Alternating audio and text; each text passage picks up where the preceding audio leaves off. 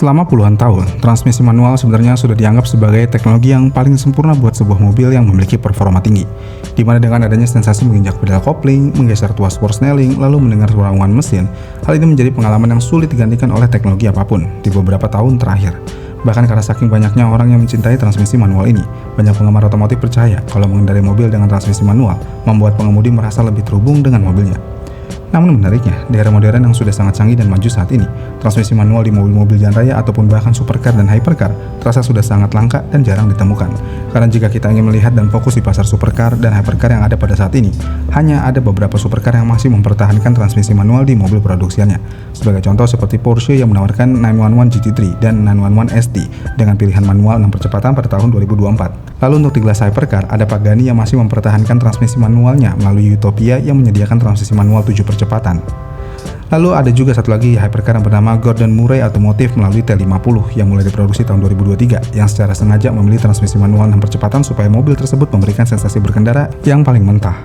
Dan sayangnya untuk daerah saat ini juga, jika kita melihat merek-merek besar lainnya seperti Ferrari, Lamborghini, McLaren, Bugatti, bahkan Koenigsegg, hampir semuanya telah meninggalkan transmisi manual sepenuhnya.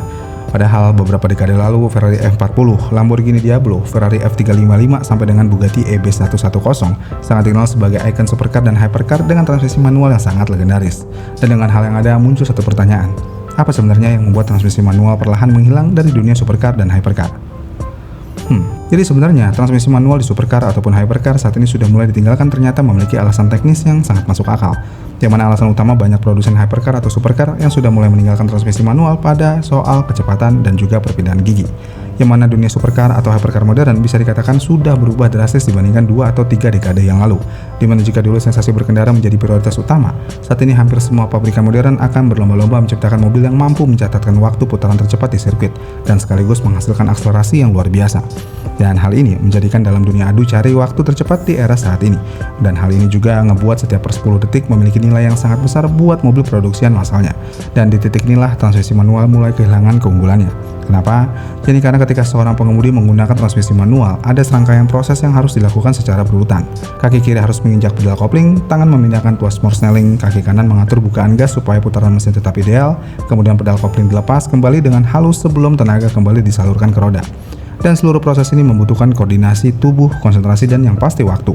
Sedangkan untuk transmisi modern seperti dual clutch transmission atau DCT akan bekerja dengan prinsip yang sama sekali berbeda, di mana di teknologi di dalamnya terdapat dua kopling yang bekerja secara bergantian.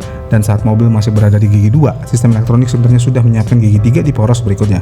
Akibatnya ketika komputer memutuskan untuk berpindahan gigi, perpindahan tersebut hampir terjadi tanpa jeda karena seluruh proses tersebut akan berlangsung dalam hitungan milidetik. Dan dengan teknologi transmisi DCT ini, mobil juga akan memiliki akselerasi secara konsisten karena setiap perpindahan gigi berlangsung sangat cepat sehingga tenaga mesin hampir tidak pernah terputus sama sekali. Dan di kondisi perpindahan gigi inilah, mesin juga akan tetap berada pada putaran ideal dan dorongan tenaga mesin ke roda juga akan terus berlanjut tanpa kehilangan momentum. Ya mungkin dari kalian ada yang mengatakan kalau perbedaannya mungkin terdengar kecil di atas kertas karena buat pembalap profesional mereka bisa melakukan perpindahan gigi secara cepat dengan transmisi manual.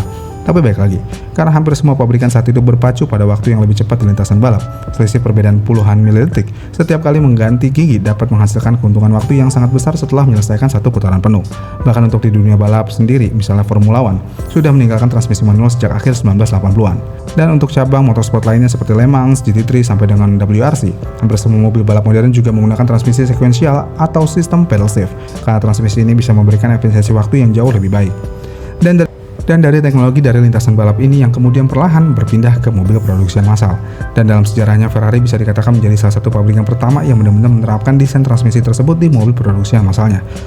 Di mana mereka menyadari kalau pembeli supercar ataupun hypercar menginginkan mobil yang mampu berakselerasi lebih cepat daripada generasi sebelumnya. Dan karena hal itulah Lamborghini, McLaren, dan lainnya mengikuti arah yang sama. Dan buat produsen-produsen itu di era saat ini mengganti transmisi manual dengan DCT bukan sekedar mengikuti tren, melainkan langkah logis untuk meningkatkan performa. Dan hasil dari perpindahan transmisi manual ke otomatis ini sangat terasa dan juga sempurna. Dan hasil dari mahakarya ini bisa kita lihat pada Ferrari 458 Italia, yang mana mobil ini mampu melakukan perpindahan gigi dalam waktu yang hampir tidak terasa oleh pengemudi. Lalu Lamborghini Huracan dengan transmisi 7 percepatan dual clutch juga menghasilkan akselerasi yang jauh lebih agresif dibandingkan pendahulunya yang masih menggunakan transmisi manual. Bahkan untuk kelas hypercar seperti Bugatti Chiron yang memiliki tenaga lebih dari 1500 horsepower, mobil itu juga tidak akan mampu mencapai performa maksimal untuk mendapatkan top speed di 420 km/jam jika masih menggunakan transmisi manual. Kemudian, selain transmisi otomatis ini lebih cepat dan juga presisi, karena adanya komputerisasi yang mengatur semua perpindahan gigi di mobil. Hal ini membuat perpindahan gigi bisa dilakukan secara konsisten. Yang mana jika transmisi manual, manusia bisa aja terlambat mengoper gigi ataupun terlalu cepat mengganti gigi, yang ngebuat kehilangan momentum karena kesalahan kecil bisa aja terjadi. Sebaliknya jika di transmisi yang bertipe otomatik, sistem elektronik akan selalu memilih titik perpindahan yang paling optimal berdasarkan putaran mesin. Dengan kata lain, setiap kali pedal gas diinjak penuh, mobil akan memberikan performa terbaiknya tanpa dipengaruhi kemampuan pengemudi.